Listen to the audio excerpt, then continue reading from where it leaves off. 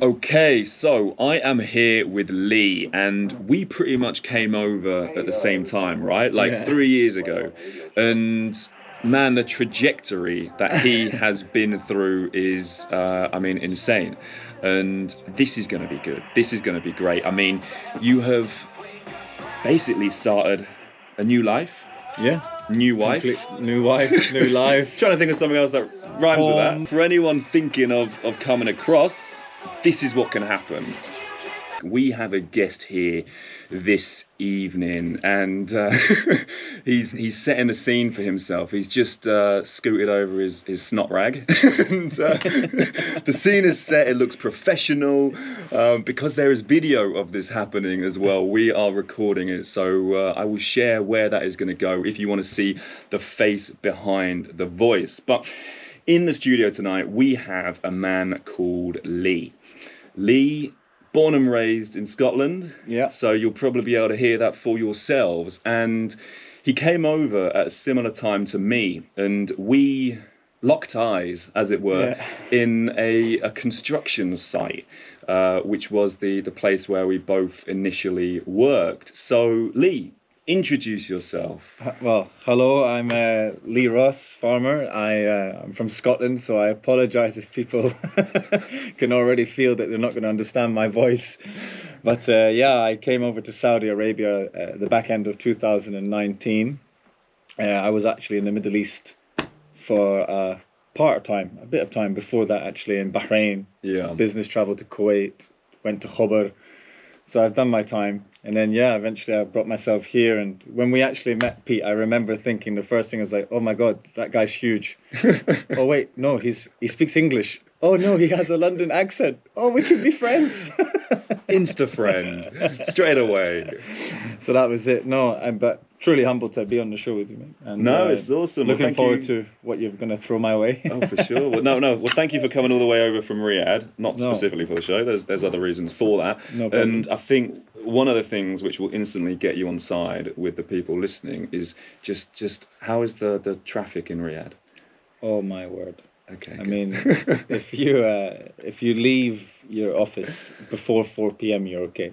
If you leave between 4 and 5 p.m., even if it's a 1 kilometer journey, it's going to take you half an hour. I see. So that is what everyone. I think that's why we do so well, because people can't escape their car. Everyone They is stuck listening to tune the radio. in, they call in, just slamming the traffic in Riyadh. And I mean, to be honest, in Jeddah, it's not too well. I haven't experienced it, so I'm going to say it's not too far off. But I'm sure I would be slammed for saying that. Yeah. But no. So why did you come to the region initially in the first place? What brought you here? Because it's not really the.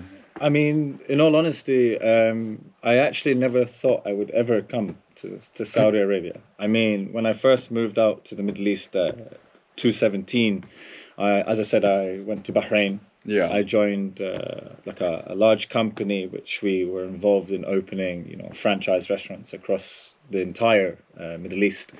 Essentially, I was based in Bahrain. I did business travel to Kuwait, as I mentioned, to Khobar, and it was good fun. It really was good fun. But you kind of, in the job that I do, you live in a suitcase.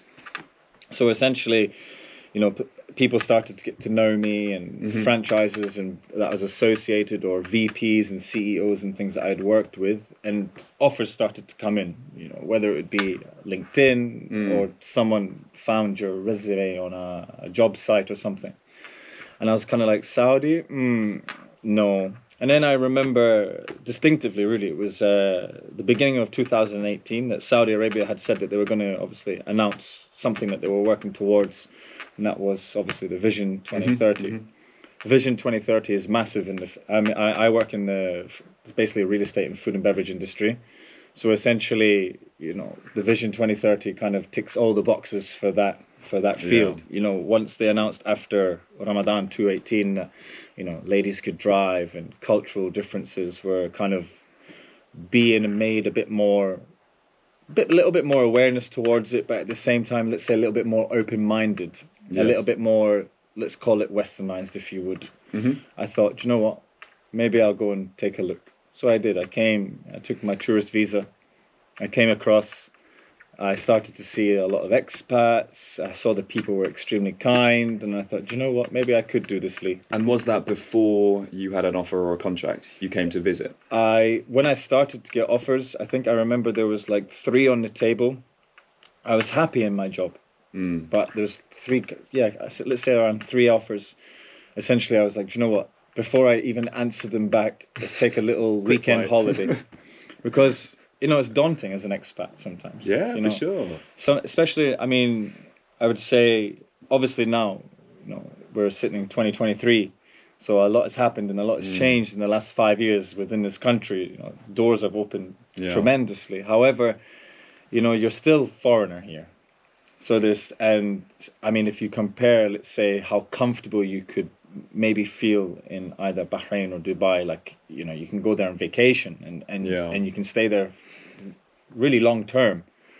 When you come to Saudi, you do need that sponsor and the Iqama and there's details, and there's a little bit of, fear taking such a big move. Plus, I mean, if you think how far we are from back home, it is a decision that you have to kind of really put a lot of thought into. You can't just think, "Oh, I'm going to come for the money," because that's majority of people would think this, but it's not. Because why did you come? Because when I answer that question, obviously the money definitely is a consideration, but equally it was I wanted to experience something new. Having literally only lived in London, I was at a point where I had no responsibilities, and I was just like, this is the time. Like the offer came to me, and I was like, I kind of need to. And then I have my dad being like, "Why are you going there?" and so, like, for you, what was the driver? Because you said you were happy in your previous job. I mean, in Scotland, I had a good job as well.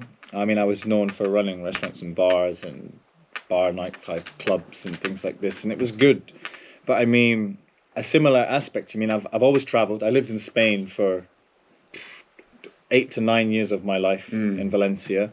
And I went from Scotland to England for a while for studies, then to Spain, then back to Scotland, and then eventually I don't know. I wouldn't say that I wasn't settled. I just felt like I could do more. Yes. I was built for a bigger purpose, or some. I wasn't fulfilling my potential. Man, what's wrong with Scotland? It's cold. No, Scotland will always be home, but I think it will always be home because it's where I grew up. It's where my family are, of course. A lot of my best friends are still there, but home is, I mean, primarily it's where you put all of your effort and your time into, right? Yeah. And Saudi's kind of become that now, Yeah. And so much has happened to me since moving to this side of the world that I would never have ever thought that happened. Just think, like, the trajectory your life is on versus what 5 years ago is just astounding. I think, and I think that's testament to obviously you as an individual, but you like wanting more and knowing that you can achieve more, 100%. Not wanting to sort of settle or be comfortable. And I think, when Saudi enters the question, when you're a foreigner outside, there is the uncertainty, there's the sort of daunting nature of it, and I think few people from even conversations that I've had with people would actually kind of rise to the challenge. People kind of are very quick to dismiss it without doing the work about searching, finding what it's about. And obviously, as you said, like, it aligned with what you wanted in terms of where the country was headed, Vision 2030, your career, and it just seemed like a good match. And obviously, I bet you count your lucky stars you did, because of everything that has happened, well, relatively recently. I mean, the one thing I would say, when friends ask me, "Why did you go there? What's it like? Is it like Dubai? Is it like this?" I always tell people, don't believe what you read on the internet, because for sure. If you had read some of the things that I had read about Saudi Arabia when I first came here, I was kind of like, oh my God, what did I just sign? It's scary. You're essentially going there to build a life. When I first came out to the Middle East, yes, I did what everyone did. I said, I'm going to go out 1 year, 2 years, make some money, go home. But you kind of fall in love with this side of the world. And is money a factor of it? Maybe. But I think it's truly what your personal drivers are, You know, if you're driven to be someone better or something of a success, you want more, you have that eager personality, entrepreneurship, for example, that you want to do something bigger and better. This is a side of the world to do it, because it's moving at such a fast pace now. Yeah. You know, and I mean, if you read, you know, the article by MBS last week, you know, his ambition is to make the Middle East like Europe. Yeah. And he will. You know, I have no doubt. You know, and everything that I mean, I remember when I first heard the vision, I was like, no way, you know, come on. But being in it, involved with it, part of it in some way, shape or form in my day-to-day business, I think, you know, it still surprises me daily where we are now in 2023 to 2018 when things were starting to be announced. Yeah. So if you're motivated, it is the place to be. Honestly speaking, I think sometimes your get up and go drive, as we keep talking about, could be putting yourself in an unfamiliar situation. Sometimes predetermined behaviors, or psychologically thinking, oh my God, what's going to go on out there? Will I adapt to the culture? No, I mean, you have to remember that the majority of the population here have studied abroad. The majority of them also have, you know, something similar to us, like that westernized culture, open-mindedness, and they're all friendly. You know, they're super helpful this side of the world. I mean, you're never alone. I mean, you could go to the Bagala and someone's like, "Oh, hey, how are you?" And out of the blue, that's different comfort zone for me. I'm not like that. I would never. I know. I'm the one. I feel like I've got sort of F off written on my forehead just from living in London. Like, where if someone talks to you, you're like, "What is wrong with you?" And you hold your wallet. Yeah. You check you haven't been pickpocketed. But yeah, like it's people like in the last week, twice in the gym, I've had people come up to me and say like, Where are you from, and why on earth are you here? Yeah. And then like they're so warm and just amazed at sort of how people see their country and how 100%. people are sort of integrating into it. I can imagine it's a humbling feeling for them as well. You know, it's like if I think about myself in the past, and you know, we have a lot of Eastern Europeans in Scotland. So if someone turned around and said, you know, like, I love your country, I'm like, really? It's really cold. you really like it? You know, it's freezing, man. Whereas everyone's always, I'm sure it's the same. Like everyone's always like, but I love London, and I'm like, I can't wait to get out of London. Every time I go back, it's miserable. No, when you go back, you've always got the element of, you know, seeing the family, shopping, you know, being a tourist. You know, so I swear when I went back last, I went to go see the castle, and I did all the tourism things. I took my mum here and there, you know, and we went up the Royal Mile, and I bought a fridge magnet, and I was like, I felt like a tourist. But I think I went to the pantomime the last time I was back. Nice. That is as British, I think, as it gets entertainment. I mean, but I think when you're away from your own country as well for so long, you start to appreciate it more as well, because you kind of go back and go, I never did this when I lived here. Oh, for sure. And then you do it, and you're like, oh wow, why did I never do this? Maybe I would never have left, you know. Talk to me. Initial impressions. Was it an onslaught, a sensorial onslaught? Was it like, this is all right? It was kind of a bit of everything, really. Kind of, you know, I'm very. I would like to say that I dive into everything. First thing I did is, I remember that my second day the first day I got to my hotel, I went to where my new headquarters would be, signed a contract, said hello, took the key for the hotel, and then I went and walked 20 kilometers down and back the corniche. You got lost, yeah? I got no really Uber lost. Picked you up? No.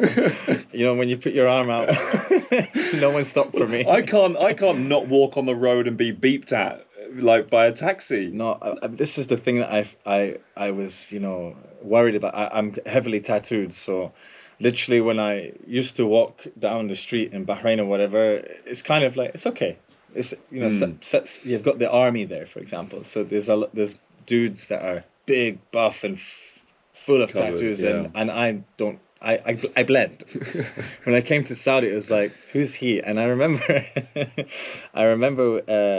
my friend and some of the trainers. We went from where we used to work, we went to the Red Sea Mall, and people were coming up to me. I think they thought I was like a footballer or something. Really? And they were like, "Can we have a picture with you?" And I was like, "Who do I look like?" I was like, "Yeah, of course." I just thought they were being nice, and it got to like the 15th one, and I was like, "Why are they asking me for my photo?" You know, I think they just seen, you know, You tattoos. didn't and thought create a that's new it. story for everyone. No, I was just kind of like, "Oh, hi, okay." I found it really weird, but everyone, I mean, At least they asked.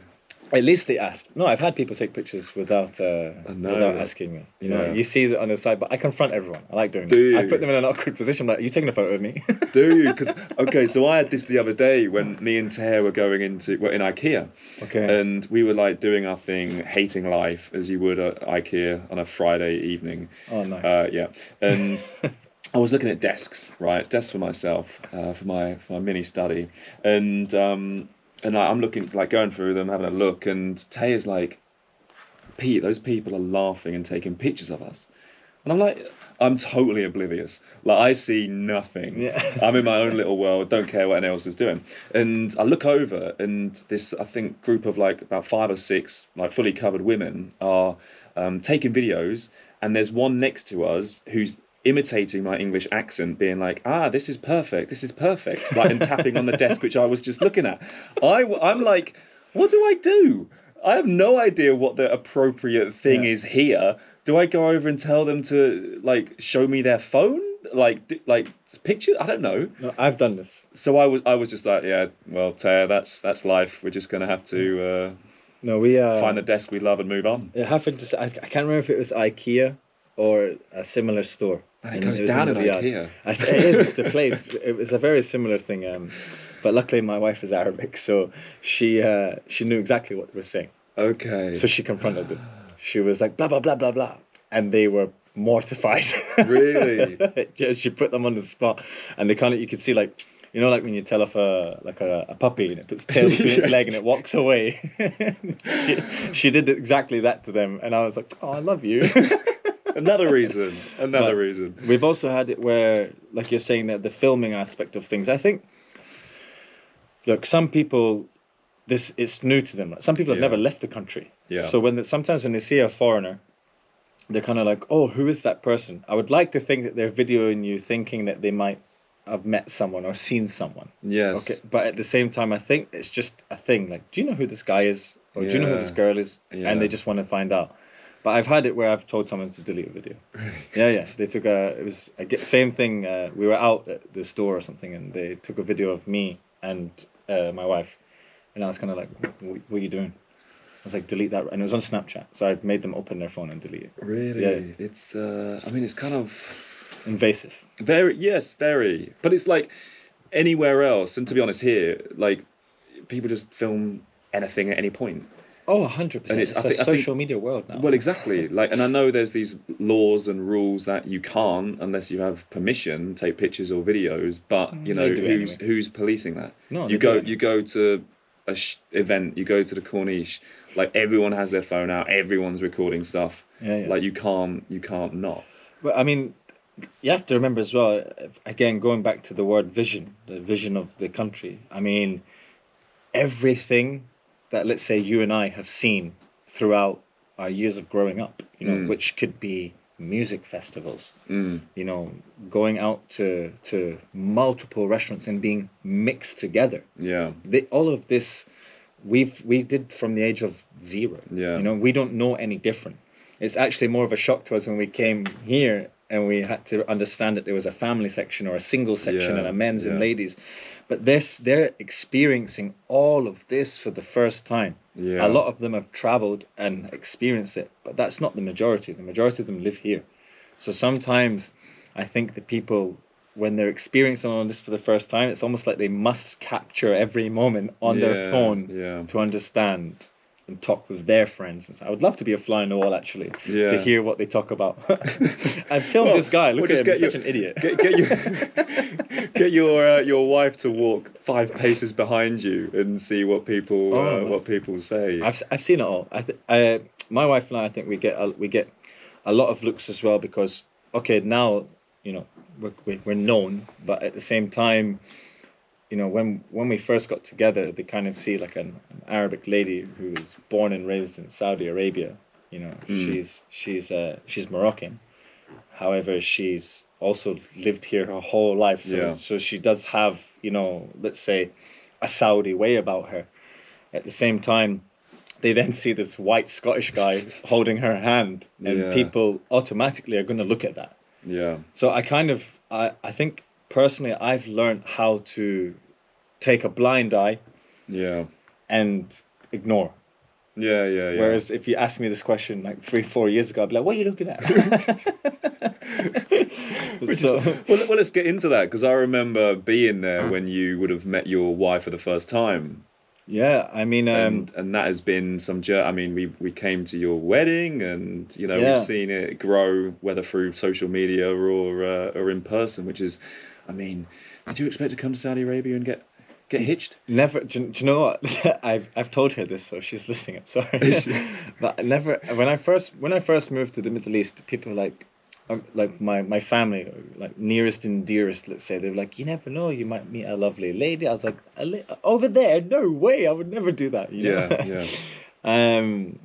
I think you just don't know. I mean, God has a path for you, of course, but you don't know that path. So I suppose when you're experiencing it on the way, it surprises you. Never in my life or a million years did I think that I would see this lady and be like, oh wow, you're nice, and then go through, all of the ways in which you must approach it culturally. Yeah. I never, if I asked 5 years ago, never would I ever have thought that. How did you navigate that? A few Google searches, or? I think yes and no. I think I'm one of those people that if I dive into something, I need to know everything about it. Even if it's like changing the wires in, a circuit board or something, which I will never do. If you were to. But if I was to do that, no, first thing I'm going to do is YouTube it, Google it, look at practical videos before I even try it. If I can't do it, I'm going to call someone. But I needed to know everything. I think speaking with her, obviously, she told me kind of a lot of what would happen, what would be the next steps, how I was going to be, how I would do it, meeting her parents, and she has an amazing family, and I mean, they welcome me with open arms, to be honest. And that was also daunting. I remember the first time I had to meet her father, and I was so scared. I was so scared. I remember seeing him at the wedding. He's a very nice man. Oh, he's amazing. Like, honestly, he's like a second dad. Yeah. Really, like they both Malak's mum and father care for me like I'm their own, and I love that. And sometimes, like in Scotland, we're like that as well. We're very family orientated and stuff. So that's also something that was really important to me, was finding someone that kind of had the same values, regardless of, let's say, cultural implication. Yeah. My family, I mean, there's like, if you include my cousins and everything, there's like 56 cousins. There's loads of us. It's very Arabic as well. It's like my granny, bless her, she my granny, my father's mom, she had 8 children. Oh wow. And that's normal here. Yeah. So I've got a huge family. I think I'm like the 3rd generation cousin, and now my brother has just had a baby, so that's now like the 4th generation. So there's so many of us. I'm sure there'll be some more of you happening at some point in the future. Let's see. We're not talking about that. We don't know who's listening. Yeah. If you're out there.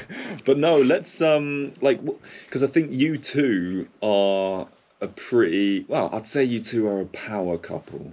Thank you. Probably in more ways than one. But, I think one of the things that expats can potentially do when they get here is, yes, they can work and throw themselves into that. But with the time available and the sort of fewer distractions going on, there is real potential to explore your passions. Oh, 100%. Right, and I think that has been something that you have done to no end. Yeah. Really.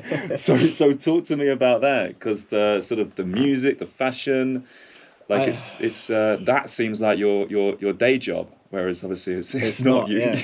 I mean, well, day by day, you know, from the morning until, you know, let's just say 6 p.m. Obviously, I have my normal job.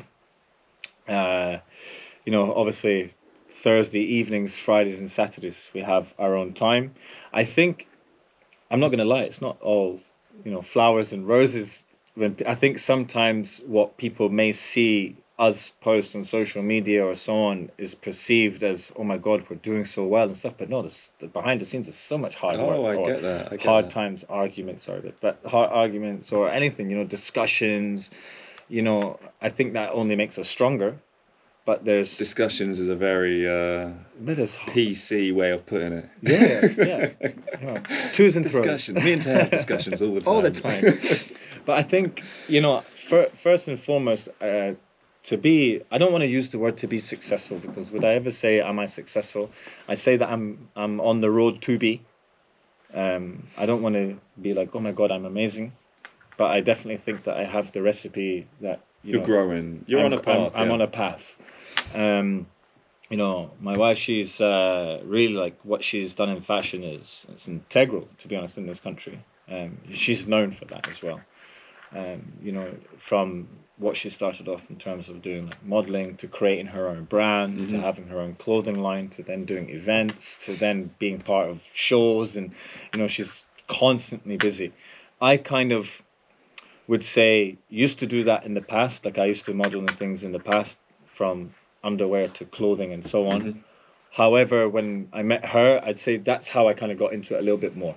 You know, I was kind of like her plus one. Do you know, like as sad as it sounds. But then I think when people started to see the two of us together, they're kind of like, no, they're actually a really cool couple. And then that opened a little bit more for us, you know. Yeah. And to be honest, it led us to meet all these incredible people that we're friends with now. You know, if you need to know someone in this industry, that industry, we know someone or the person to know. Yeah. And that's only come because we network. Yeah. You know, we don't just. I think that we both have this kind of like ADHD sort of problem that we just can't sit still. We're always, what's the next thing? What we're going to do? How's it going to happen? And then, so that with fashion and clothing and Instagram and social media and blah, blah, blah, I think it took a lot of work. Yeah. Yeah. And then with stuff that's going on recently, you know, music and things, it was something that, you know, to reinvent myself. Nowadays in Saudi Arabia, anyone can be what they want to be. You know, with music, anyone can DJ, anyone can, you know, present, you know, learning the technical side of being a DJ as well. Everyone knows this, you know, it's a way of, you know, watching videos and so on. But some people have rhythm, you know, soul, beat. They understand. Some people can dance. These people, and I would like to be big-headed and say I'm in those people. But, you know, those people, you know, they don't need to beat watch. They don't need to check their keys all the time. Of course they do. You know, there is a technical side to everything. However, you know, some people have got a big gift, and there's so many of them out there. Yeah. Oh, there's a talent, but you've got to nurture that. I think, you know, for me, what I used to dabble and play, you know, in R&B, you know, because back when, if similar age, similar time, you know, when we lived in the UK, that's the thing, you know, everyone plays R&B. I can picture you singing R. Kelly. Bump and grind. Bit of Genuine Pony. Bit of Genuine, yeah, exactly. But I mean, when I came to Saudi Arabia, it allows you to sort of like show your other side. Like, you know, we like festivals, and that's kind of the thing that we love. And so last year I reinvented everything, and, you know, found what genre best suits my, let's say, look, feel, persona, and just went with it. You know, I spent time recording, did a few gigs, did one in Dubai, you know, things like that. Did a few like private things here in Saudi. Yeah. I think from there I was like, I wanted to stick to my plan. People were like, post it, get it out there. But I was like, no, 2023 is my year. 2023 is I don't want to be associated with the people that like oh, he wanted to be a DJ, so anyone wants to be a DJ because they don't know my background. So I was like, no, reinvent yourself and come back with a boom. Expats potentially fall into the trap of work home, work home, work home. Yeah, yeah. You know, they don't leave the compound, they don't pick up a new hobby, and it's very much a sort of one-dimensional existence. Yeah. And I think, you know, you were saying something very sort of intriguing as to like your viewpoint on it. I mean, look, expats, I don't want to use the word older people, but let's say like ages of our like mums and dads and things like this. Some of them will come over here. How old's your mum and dad? They're 70, my parents. Oh, really? Yeah. Oh, right. Okay, they're older than mine. Retired, you know? No, but okay, let's say like people in the 40s and 50s, for example. So people in their 40s and 50s, I think that sometimes the expat trap for me is that, you know, they're told what we were when we first came here to Saudi Arabia is that you must live in a compound because it's safe and it's this, and I did that, you know, I lived in a compound. And I saw what the community was. It's kind of, you live in a compound that's got a supermarket, a restaurant, a cafe, a gym, a tennis court, swimming pool. I mean, Screaming kids. everything. Screaming kids. Yeah, Lots of those, times 10. Yeah, times a million. And I think you don't need to leave, right? I know that a lot of expats obviously come here for the sheer fact of making money and going home to give themselves a better life, whether that's to set up their own business when they go home and so on. Yeah. Or some of them just kind of fall into that trap, but then that ends up being their life. They go home, you know, the let's say the wife and the children are in the compound, the husband goes to work, they come home, they don't leave. The wife has got all the amenities and everything around, so they just stay there. Then like once a week, you know, it's like date night, let's say, so it's dinner night, they go out and experience a different restaurant, and then they might go to, let's say, one of the pop-ups, the Jeddah season, the Riyadh season, the boulevards and so on, it's coming. And it's so easy to fall into the trap of just living in your compound. Yeah. Whereas I think you miss the beautiful side of what Saudi Arabia really is. I mean, I don't, besides like coming to Jeddah and maybe seeing you, I swear, all my friends are Arabic. Yeah. I swear. Whether they're Saudi, Lebanese, Palestinian, Israeli, whatever, man. I swear that they're from all around the world. Yeah. And I never truly get to sit for a lot of time with Brits or Americans or Serbian. Yeah. You know? When you meet these people, you kind of adapt to what the culture has to offer. I mean, there's so much happening in Riyadh right now, so much. And it's not expensive. So, I mean, you can go to certain places and, you know, you pay 20 riyals to get inside, and then you go and you witness this whole new side of what Saudi is, or as I said 100 times, but what they're trying to go towards in the future. And, you know, you can go to the old cities. You can go to wadis, like valleys and stuff, and take cool pictures. And honestly, I swear there's just so much to offer. I mean, it's actually cheaper to eat out than it is to eat in now. You know, I swear, like we have this place that I love at the minute. It's a Bukhari place. I swear, mate, rice and chicken. You can't beat it. Rice, chicken, cucumber. Get that chicken charcoal. I swear, grilled chicken, rice, you know, cucumber, salad, whatever. And it's like, I've just fed 7 people for 50 riyals. But it was just me. But I mean, that's 10 British pounds. Yeah. Now try and imagine what 10 British pounds would get you. Yeah. And then people are like, that's in Saudi? And you're like, yeah, that's Saudi. And they're like, no way. And that's kind of everyday living. I think that sometimes, like, if you work with British community, you know, so and you don't really mix with the locals here, you're suspect to fall into that trap. Yeah. I mean, it's going to happen, you know. If your job, like, for example, I'm the only British person in my entire office, you know,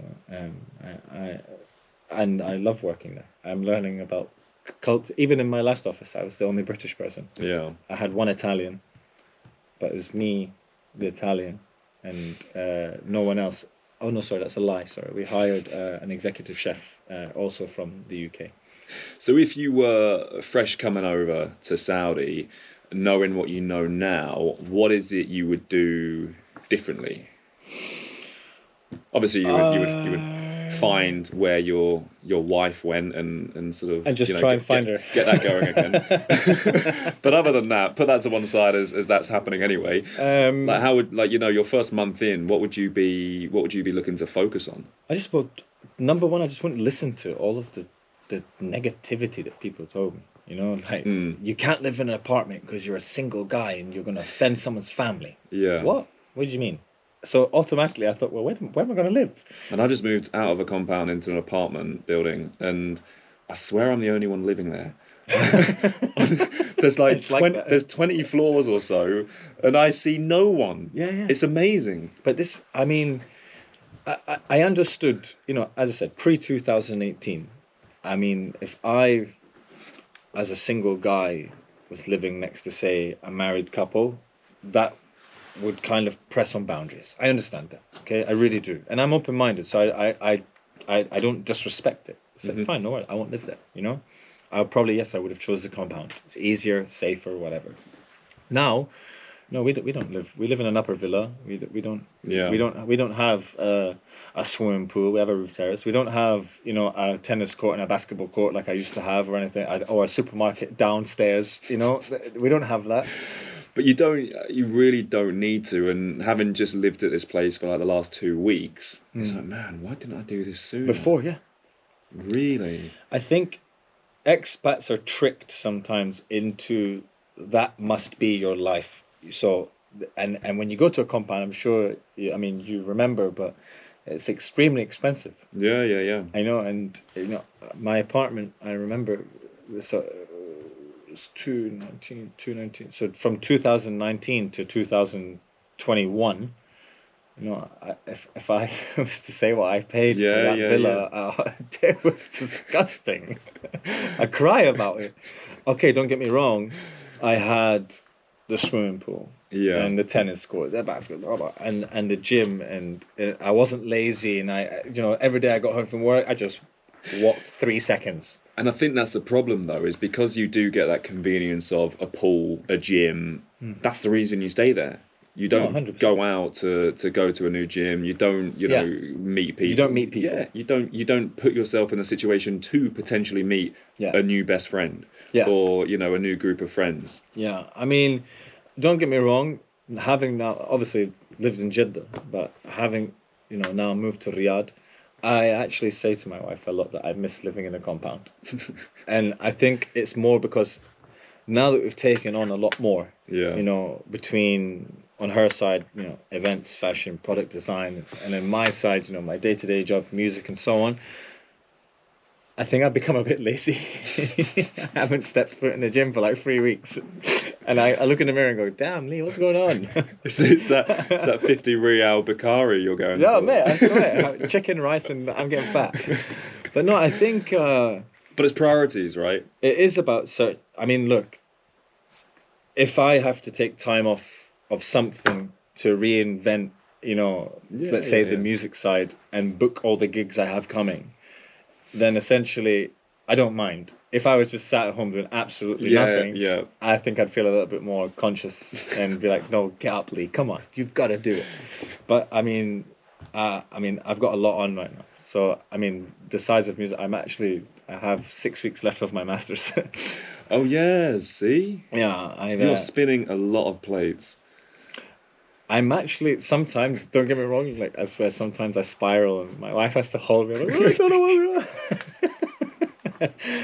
I do lose it sometimes, like where I feel like I can't keep up with everything that I've got going on, but it's actually only my own fault.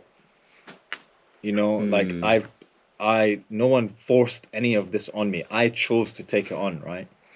So essentially, and I did it for example, when I did the masters, there was never the right time to start it because I was always busy. Never. But then it was like, Leigh, just do it. Yeah.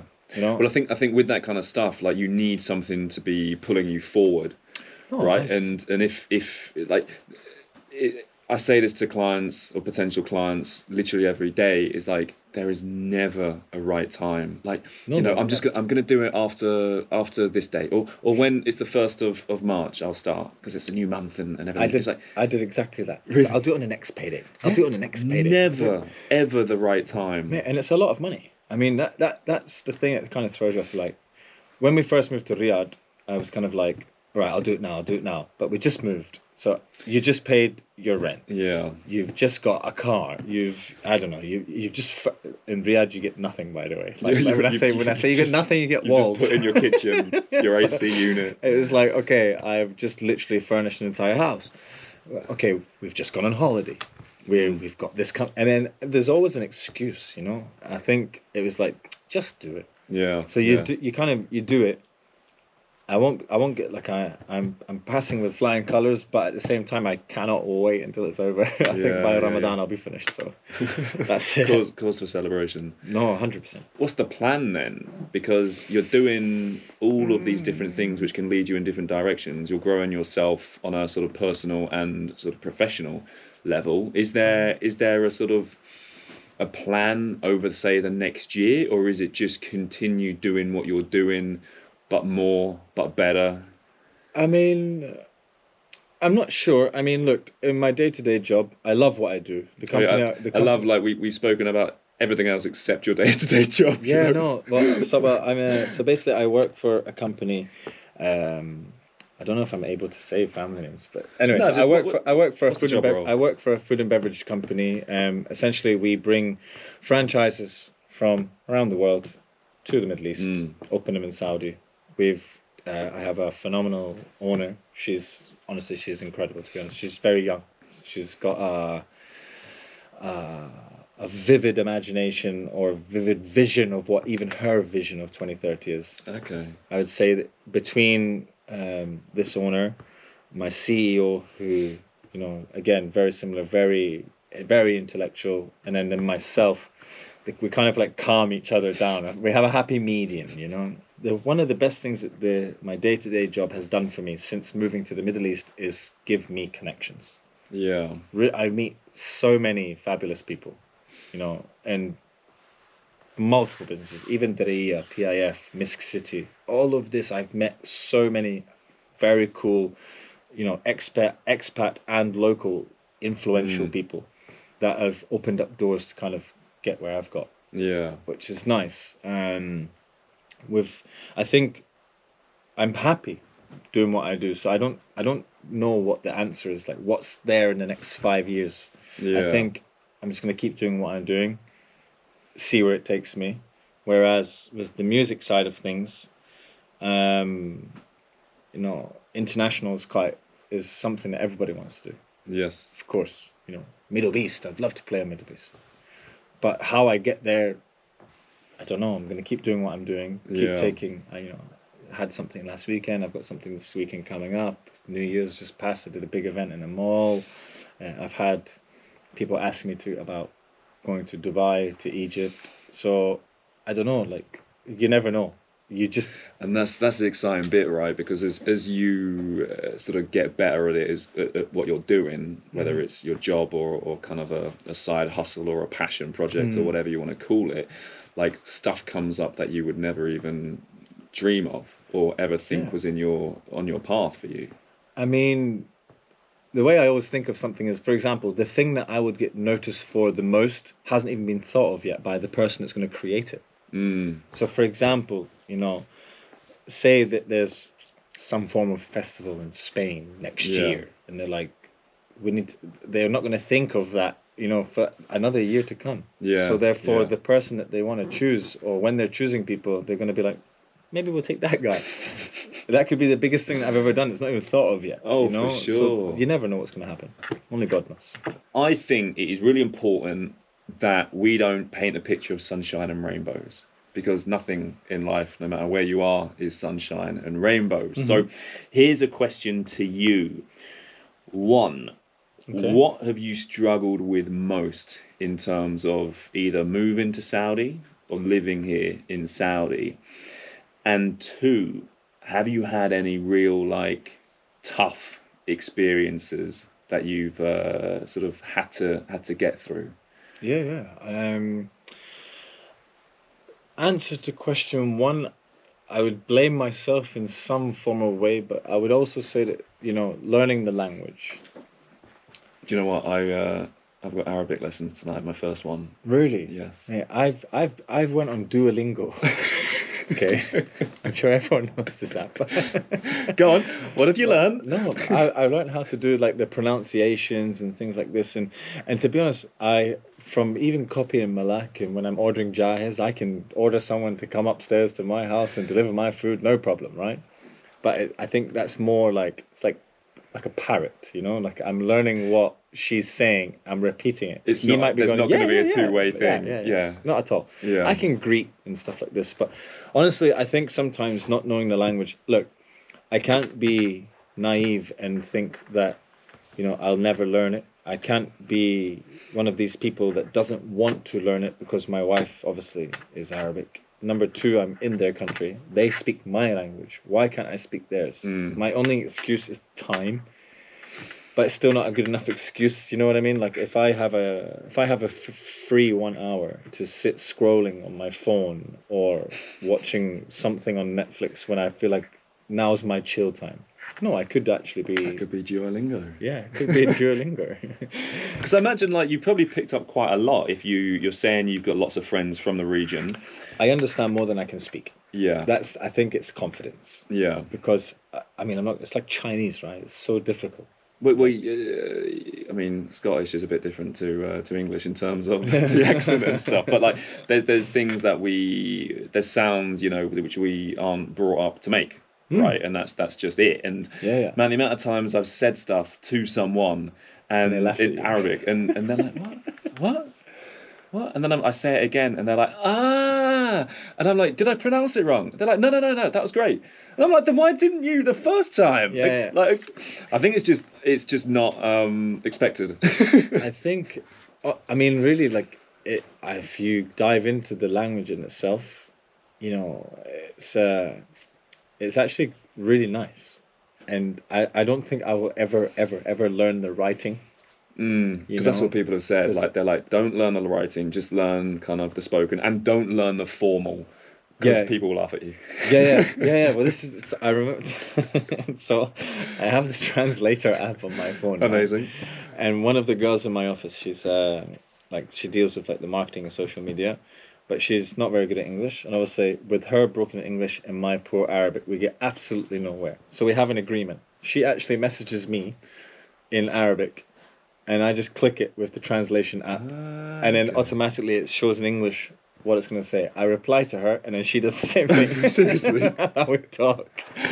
But no, I mean, if anyone out there wants to build, you know, AI application or something, you know, these translation apps. Yeah. Get something that you just talk into, and on the other side it comes out the other language. I will buy it. You know, I will speak English into it, and as long as it says Arabic out the other side, I am done. You know, I'm picturing the two cups on a piece of string. Okay, so language being one. Would you say it's stopping you with opportunities, or is it just you would feel more included and settled in a way? I think that, I mean, look, as I say, I understand. I mean, my friends can obviously tell you this. So I understand a lot more, especially when it's kind of like the Arabic English that a lot of the people here speak. You know, that every now and then you throw an English word in, and you go, "Oh, I was right. I know what they were talking about now." Yeah. Sure. So that sense is nice, but I just think that it's something for me. I really want to, and I wouldn't say depression, but it depresses me a little bit sometimes when I'm like, oh, you know, I want to learn it, but I just feel like I don't have the time. Because I see what you mean. Like when you're in a group of people and you can't take part in the conversation because everyone's speaking Arabic, right? And it's, I don't know, there's something quite nice in that, which is like, I don't need to try. I can just sit here and do nothing. I was always good at languages. Like I'm completely bilingual Spanish. Okay. So I speak Spanish completely fluently, like as good as English. Not so much writing anymore, actually. Like I think you just forget it, but still. A little bit of French words. You know, at school I did German as well, but can't really remember much. So I've always had language behind me. Yeah. And that really bugs me. You know, like it really bugs me. I'm like, how did I learn Spanish so quickly, but I just don't have it in me to learn Arabic. You know? Yeah. I want to say it's my own fault. I know it's my own fault. You know, I think if I really invested time into doing it, or the time that I feel I don't have, Yeah. I would get somewhere. When I go to Indonesia with Taya, there's something nice about her knowing the language and me not, because it just means she can do everything. Do you know what? I'm like, Taya, this person wants something. Yeah, no, I swear. So, in fact, there's one. I swear, if Malaka's listening, she will laugh at this. Every single day we have a jahiz, right? Every day. Okay, it's kind of like when we get home from work, we just order, because we genuinely, mate, like we just don't have the time. I swear, it's like we're so busy. We get home at different times, so at least if once we're there, we can order, right? Yeah. Mate, she'll. I'm like, hello to the guy, and he's like, blah blah blah blah blah blah blah. He's downstairs. So I try my best, you know. But if he's not downstairs at the exact point where they normally stop, I can't say my sentence. Oh, seriously? You know, I'm like, Fisiara soda. You know? So I can't say my thing. He then, you know, I'm like, oh, babe, he's not there. Malak, she's like, I always have to get the guy here. So, sometimes she's made me go down and get it. Really? I swear. I'm like, I love how this is like a normal thing. Punishment. I was amazed in the compounds I've lived at before. I would always go out and get the food. I would go downstairs. I would walk through the compound. I would go out the front, and I would get the food. And like after a time, I was like, what? They deliver it to the door? Yeah. They deliver it to the door. I am never leaving my apartment. Exactly. That's the whole point of having a delivery. And then you rage out when they leave it at reception. Oh no, dude! They did it to me one time actually, where I was like, I said my best Arabic, I swear to God, and even I had friends, my wife's friend, and they were sat in the living room, and they were like, "What did you say?" And I told them, they're like, "Oh yes, oh, your accent is so good." Yeah, I was like feeling proud. He left the food downstairs. I had to go get it. I was like, sometimes as well though, like you're chilling in your house, right? You're wearing whatever you want to wear. Mm-hmm. I don't want to go outside wearing what I'm wearing. I'm going to have to get changed now. And he's like, oh, sir, sorry, it's downstairs. And you're like, do you know what? I'm going to make you wait for the payment now. Oh, seriously? Do it on purpose. It becomes a game. So if you don't bring upstairs, I'm not paying. And they go, okay, and they come up. I think my best one was Amsterdam, and we were starving. We were ordering food, and this guy just stops for like 15 minutes. And you can see him Depends on the time. Prayer. So and then we looked at Google Maps, and we're like, there's a mosque there. Yeah. He stopped to pray. Now, that's the first and the only time that's happened. Yeah. And we did the same thing. It was like, well, you make us wait, we're going to make you wait. Yeah. No, but if they've got food and I mean, look, if they're there, it might only take a few minutes. Yeah. But that never happens because you see your friends there, right? Yeah. So they're going to see their friends, they're going to They're start gonna chatting, and your poor burger is now stone cold. Chips are soggy. Yeah. There's nothing to it. So the language is one thing that you feel like could be a potential for you in the future. You finish your masters, there you go, there's an opening there. But that's exactly what I was going to say. I always thought when I finished my dissertation, because it's dissertation now, it's like 15,000 word, 60 to 70 pages write up, right? And that's not just increased font size from 9 to 15. That's I mean, there's only so many last things. resort. It is the didn't, you know, I don't abbreviate anymore. It's cannot. But when that's finished, I will have a lot more time. You know, so I thought, you know, that's going to be my time to either to playlists learn. or Arabic. Yeah. But anyway, the next one was sort of bad experiences here. A bad experience. I hopped, obviously. So the company I work for now, and the company I worked for last. In between, there was actually another company.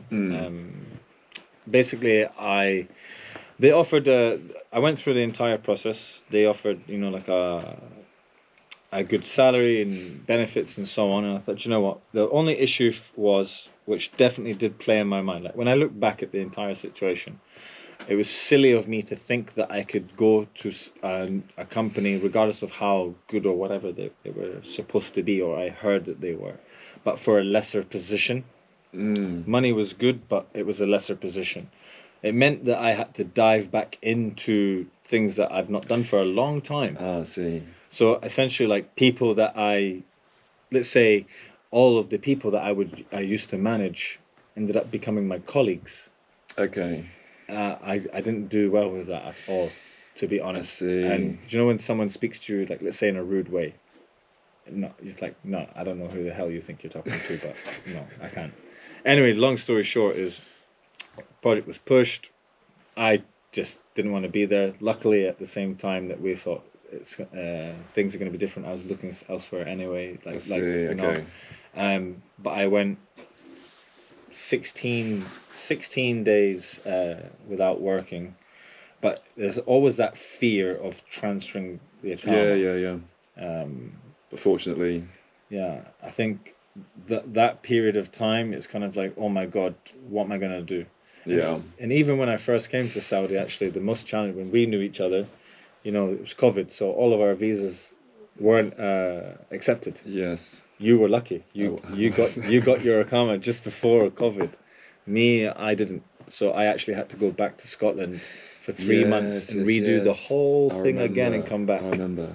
To wrap up the show, like, it's been awesome having you on. Thank you. I think there are people who are making waves here, and you most definitely are one of them. Obviously, from the time that we first knew each other to where you are now, where we are now, like there's been a significant change in trajectory, and I think that is, something that is a lesson to everyone, expat or kind of Saudi local, is that you can make whatever it is happen. Yeah, 100%. I mean, the thing in Saudi is, don't believe everything that you hear before coming here, especially if it's negative. I mean, we said this earlier in one of the breaks, but like, in the rest of the world, they say it's like dog eat dog world, right? No, there's enough of the pie to go around everyone in Saudi Arabia. And to be honest, the more people that you meet along the way actually will benefit you in some form or another. It's not a competition. I mean, to be honest, you can all get there gracefully.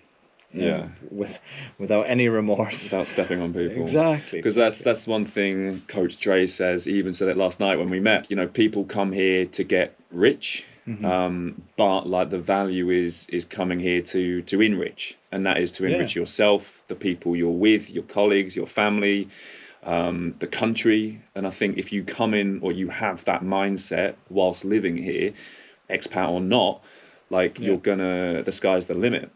I mean, as I said, I think, as we said earlier, I think it depends on what people come here for, right? People will come here, as we said, make money, go home, do their own thing. Personally, I came here kind of with the same view, fell in love with this side of the world, moved on, met someone, got married, found that this side of the world kind of was for me. But now I'm an ambassador of this country, really. Like I swear, like I love the place. I mean, if you want to escape, you can always jump on a plane. You can always drive to Bahrain. You can always go to Dubai. You can always, if you want that kind of thing, you can do that. Yeah. And you're kind of in the hub of flying anywhere. The new Europe. Yeah, the new Europe.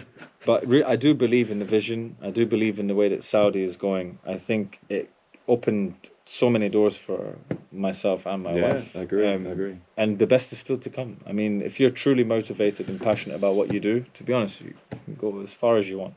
Absolutely. Well, I have nothing else to add based on that. Me neither. That is, couldn't be truer.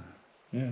Awesome. Well, Leigh, thank you. Thank you. It's been a good catch up, I think. Mate. It's been long overdue. Since you moved over to Riyadh. I went to the desert. I do miss the sea. Well, yeah. I miss the water. Yeah, you need to work on your tan a bit, Leigh. What's happening? I mean, when we met, think about it. I know. I was so tanned. Now, I swear, if I turn to the side, I'll disappear. Real non-radio advice. So, as people are probably familiar, we do the show on the radio, and there might be some things held back, some truths not shared, but no, I think Leigh has been very honest, and I would love for you to give essentially 1-2 bits of advice to people who are looking at coming to the kingdom for work. Honestly speaking, do your homework. because as much as it pains me to say it, sometimes a certain family is not the family to go with. You know, you are dispensable here, right? You're still an expat, you're a foreigner, so if they don't need you, quite easily they can say goodbye, you know, and that's happened with a lot of us here, to be honest. And it's never easy. That's a worse off situation to be in when you're here than it is coming out in the first place. Yeah. But once you've done your homework and you find the people that actually do value you here, it's so easy to be here. You know, you just have to open your mind a little bit, because you're going to see some crazy stuff. Because that was one of the things, actually, one of the first guys said is like, choose company values over salary.